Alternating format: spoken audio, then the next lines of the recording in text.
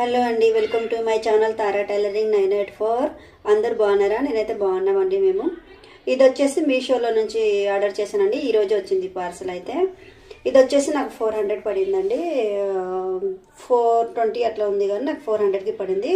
నేను పక్కన మీకు పిక్చర్ పెడతాను, చూడండి ఒకసారి. నేను వేసుకొని కానీ చూపిస్తాను.